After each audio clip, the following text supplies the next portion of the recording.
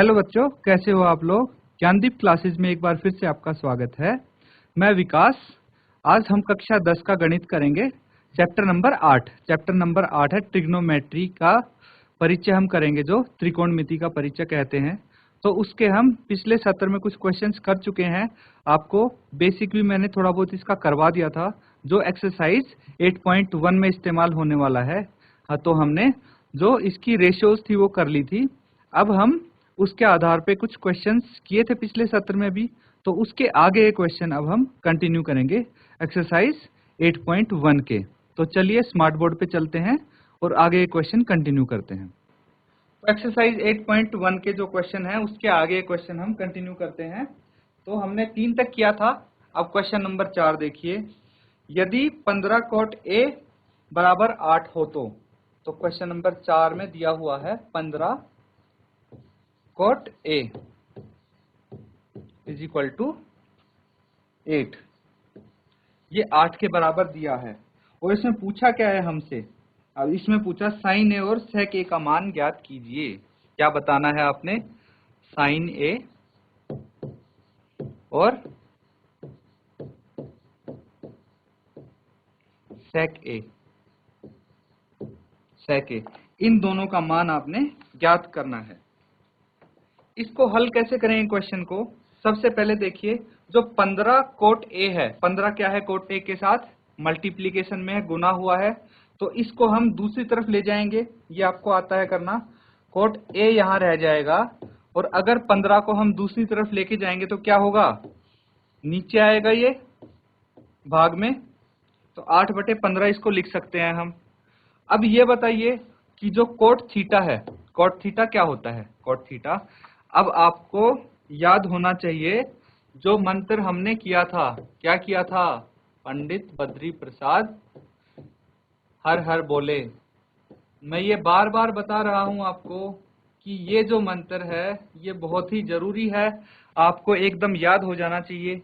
अब मैंने बताया था कि ये साइन कोस टेन, टेन क्या होता है? टेन होता है P/B होता है। और कोट क्या होता है? टेन का उल्टा होता है। तो कोट ए क्या हो गया? B/P। ये हमारा इस फॉर्मूले से आ गया है, इस मंत्र से आ गया है। B/P हमें पता है क्या है? 8/15। तो अब हम क्या करेंगे, इस चीज को हम एक त्रिभुज में लिख सकते हैं। त्रिभुज हम बनाते हैं। देखिए, एक त्रिभुज बना दिया मैंने। ये कुछ ऐसे करके त्रिभुज है। अब इसमें देखिए कि हमारे पास, मान लीजिए इसको हम नाम दे देते हैं कुछ ABC।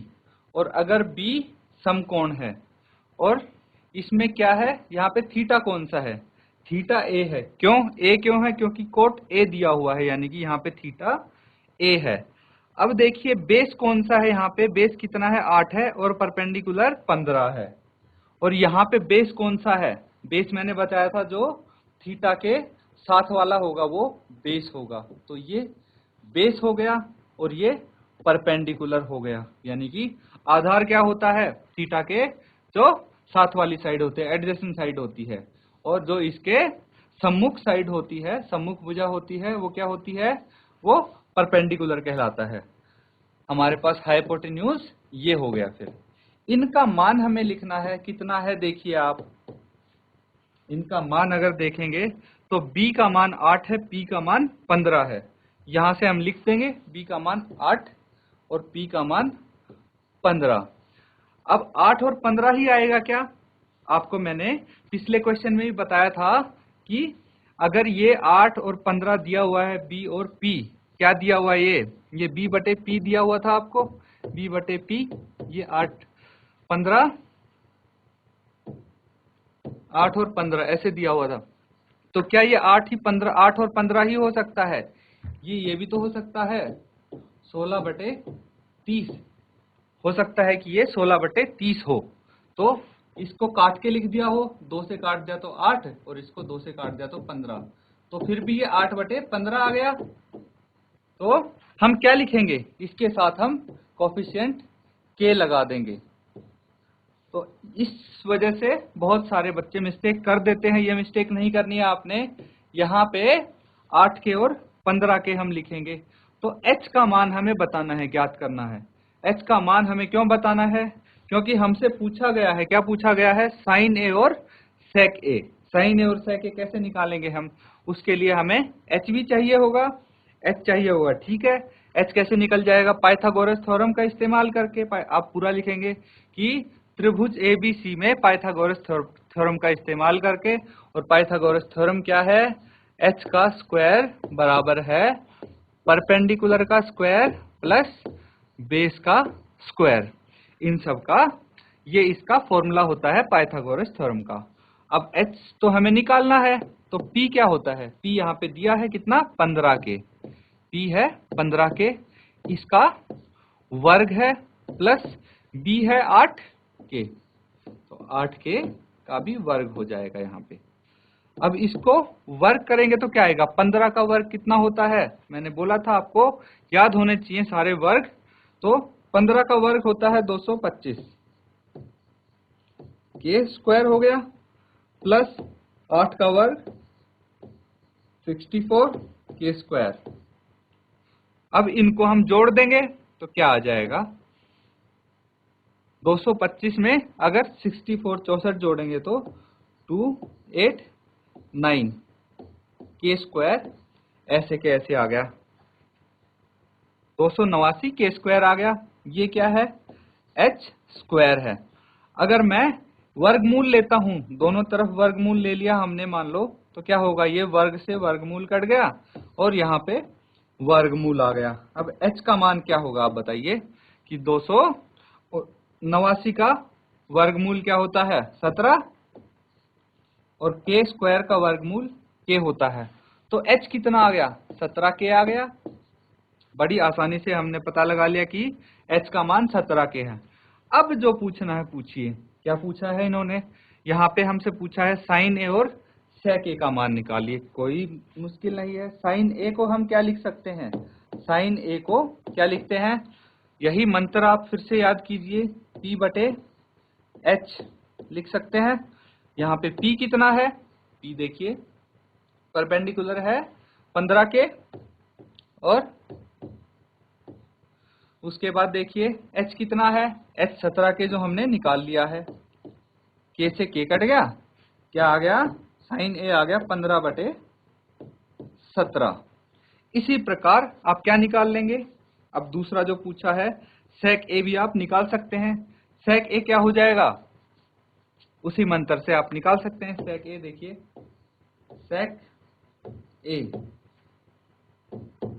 सेक a होता है h बटे b, और यहाँ पे h कितना है? h है 17 के और b है 8 के, तो k से k कट गया, ये 17 बटे 8। तो साइन ए और सेक ए दोनों हमारे पास कितनी आसानी से आ गए हैं। सबसे पहले हमें जो चीज चाहिए होती है वो निकालना है। जैसे इसमें हमें हाइपोटेन्यूज चाहिए था, कर्ण का मान चाहिए था, तो वो हमने निकाल लिया पाइथागोरस थ्योरम का इस्तेमाल करके। और उसके बाद बड़ी आसानी से हमने साइन ए और सेक ए निकाल लिया। इसी के साथ ये क्वेश्चन नंबर 4 यहाँ पे खत्म होता है। अब अगला क्वेश्चन, क्वेश्चन नंबर 5 देखिए। क्वेश्चन नंबर 5 क्या कहता है? यदि सेक थीटा 13/12 है, यहाँ पे सेक थीटा दिया है, ठीक है। सेक थीटा हम लिख लेते हैं। सेक थीटा दिया है 13/12। और क्या बोला गया है? हो तो अन्य सभी त्रिकोणमितीय अनुपात ज्ञात कीजिए। तो आपको त्रिकोणमितीय अनुपात ज्ञात करने हैं। इसका मतलब क्या हुआ? त्रिकोणमितीय अनुपात कौन से हो गए? अन्य त्रिकोणमितीय अनुपात हो गए साइन थीटा, फिर कोस थीटा, फिर टेन थीटा। ये सब क्या है? त्रिकोणमितीय अनुपात। और क्या हो गया? Sec theta, cosec theta, cosec theta और कॉट थीटा। अब sec थीटा तो हमारे पास पहले से ही है और इन्होंने पूछा है अन्य त्रिकोणमितीय अनुपात, तो अन्य त्रिकोणमितीय अनुपात ये हो जाएंगे, ये निकालने हैं हमें। कैसे निकलेंगे? फिर से वही चीज करेंगे। sec थीटा 13/12 है, लेकिन वैसे sec थीटा क्या होता है? sec थीटा क्या होता है? पिछले क्वेश्चन में भी हमने लिखा था sec थीटा क्या होता है? h/b होता है। अब तो हम आसानी से बता सकते हैं कि साइन, कोस, टेन, सेक, कोसेक, कॉट क्या होता है, h/b, b/h जो भी होता है उस मंत्र की मदद से। तो मैं बार बार आपको वो चीज नहीं बताऊंगा, अब आपको पता लग जाना चाहिए देखते ही कि इसका हम कैसे लिखते हैं। देखिए यहाँ पे अगर h/b है तो h/b कितना है? 13/12। तो आसानी से हमें एक चीज यहाँ पे पता लग गई। क्या चीज है वो ये कि अगर एक त्रिभुज है और ये मान लो 90 डिग्री का कोण है और थीटा हम ये लेते हैं, थीटा इसको लेते हैं, तो यहाँ पे बताइए परपेंडिकुलर यानी कि लंब कौन सा होगा?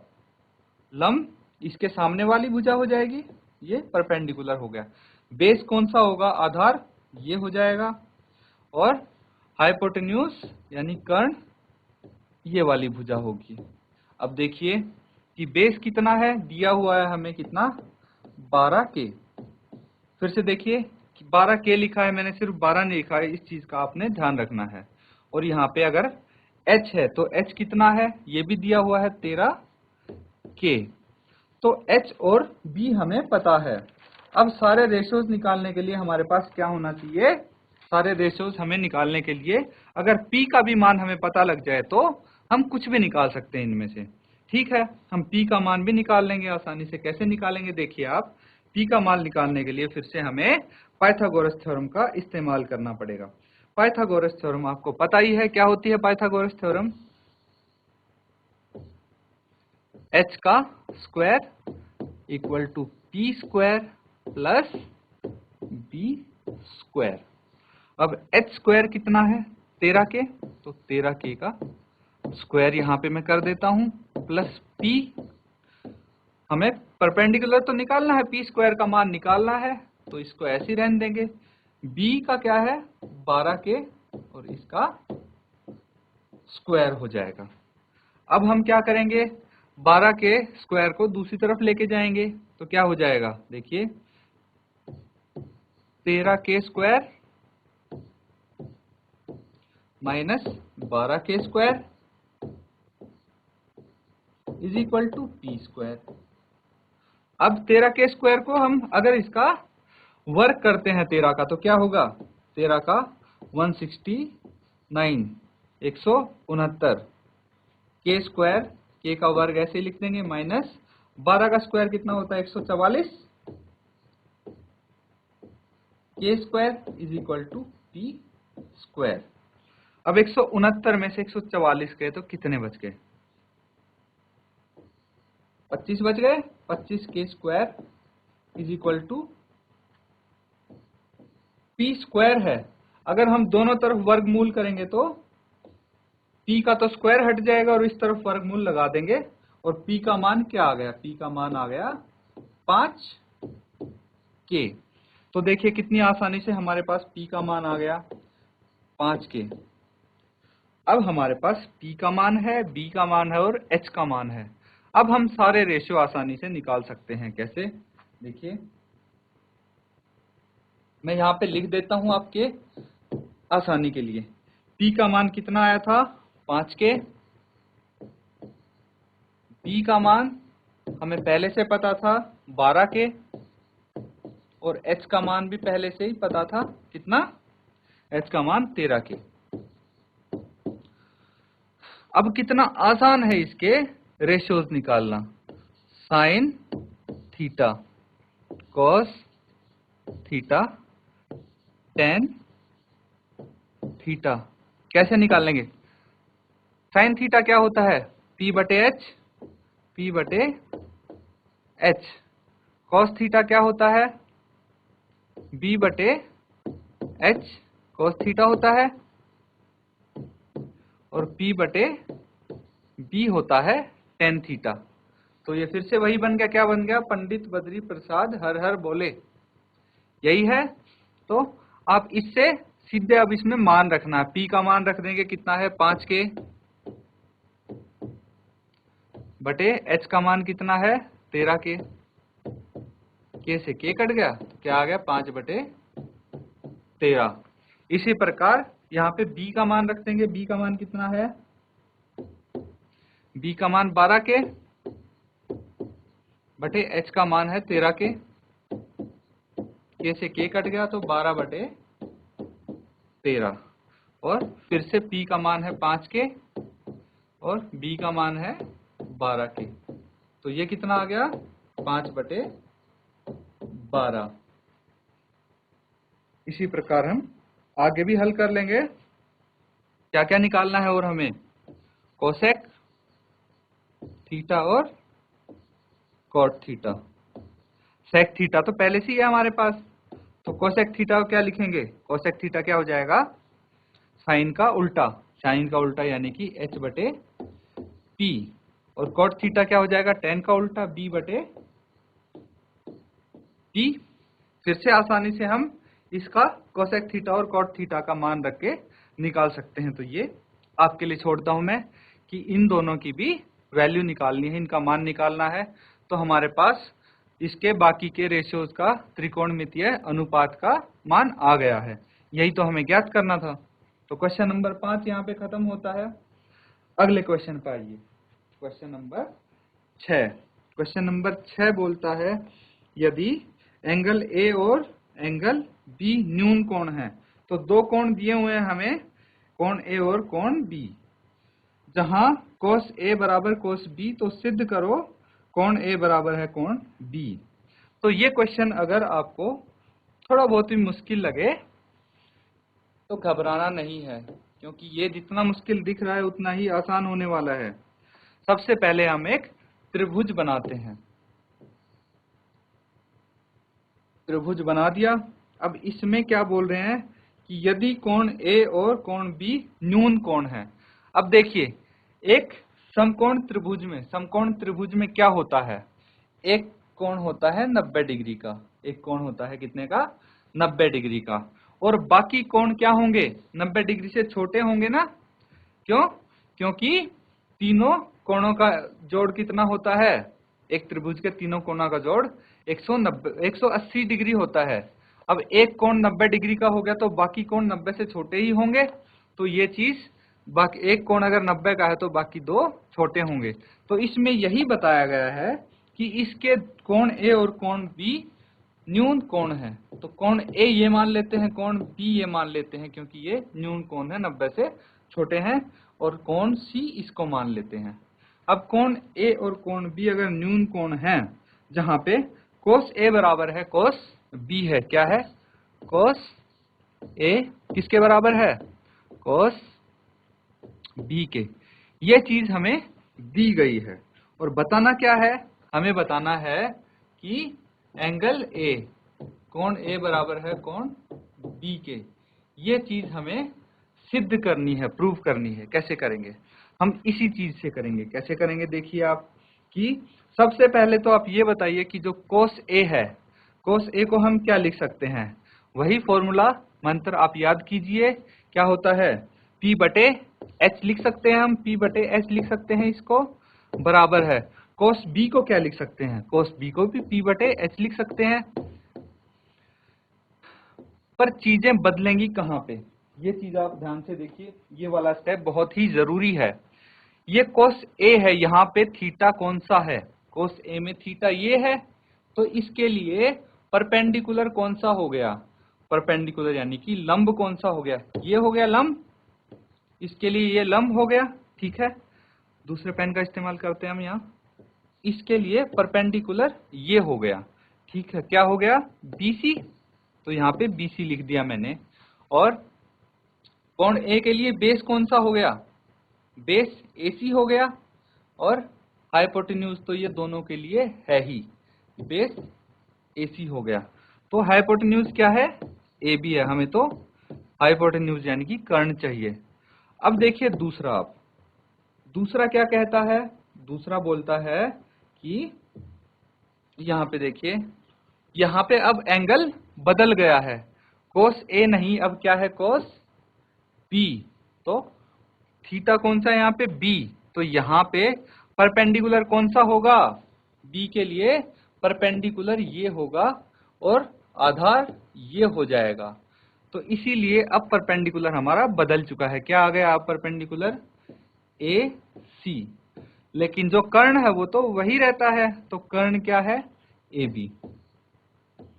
ए बी यहाँ पे देखिए बी सी बटे ए बी बराबर है ए सी बटे ए बी, तो यहां तक हम पहुंच चुके हैं। अब आपको दिख रहा होगा नीचे क्या है, ए बी दोनों में है, तो इसको हम काट सकते हैं आसानी से। अब क्या आ गया, बी सी बराबर है ए सी, क्या है बी सी बराबर है ए सी। तो क्या बी सी बराबर ए सी, इसका क्या मतलब हुआ कि बी सी कौन सी भुजा है, ये वाली भुजा क्या है बी सी है, और ए सी ये वाली भुजा है।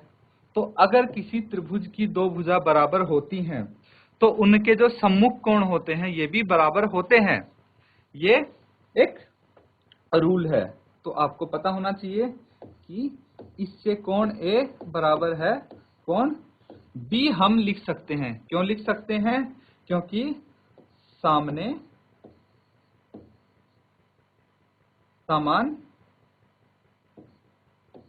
समान भुजाओं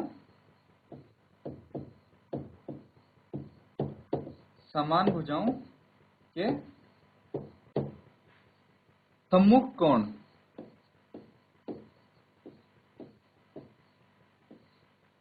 कोण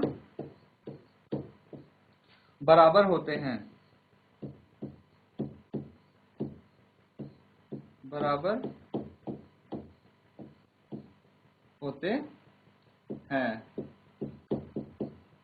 तो यहाँ पे इस रूल का इस्तेमाल हो गया कि जो समान भुजाएं मतलब बराबर भुजाएं हैं, जैसे BC और AC दोनों समान भुजाएं हो गई, तो इनकी जो सम्मुख कोण होंगे, जैसे BC के सम्मुख कोण कौन सा है, कोण A है, और AC के सम्मुख कोण B है, तो ये दोनों कोण भी आपस में बराबर होंगे। तो देखिए यही तो पूछा था कि कोण A और कोण B बराबर हैं, ये हमें बताना है।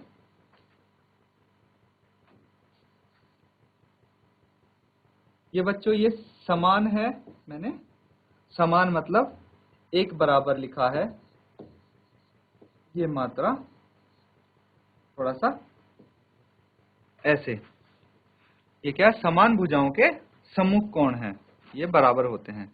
तो इसी के साथ हमारा क्वेश्चन नंबर 6 भी खत्म होता है। अब अगला क्वेश्चन देखते हैं, क्वेश्चन नंबर 7। ये थोड़ा अभी तक क्या था कि हम काफी आसान क्वेश्चन कर रहे थे, तो अब जो अगला क्वेश्चन है वो हम अगले सत्र में कर सकते हैं। हमारा क्वेश्चन नंबर 6 तक हो गया है, ये काफी बेसिक लेवल के क्वेश्चन थे, बहुत ही आसान थे। अब थोड़े है क्या होंगे, आपके अच्छे क्वेश्चन आना शुरू होगा, लेकिन घबराना नहीं है। जैसे ये क्वेश्चन किए हैं आसानी से, वैसे ही हम आगे वाले भी हल कर लेंगे। इसी के साथ आज का लेक्चर समाप्त करते हैं। अगर आपका ये लेक्चर छूट गया है या फिर आप लेट आए हैं तो हमारे YouTube चैनल DD उत्तराखंड पे आप ये लेक्चर देख सकते हैं। Thank you and have a nice day.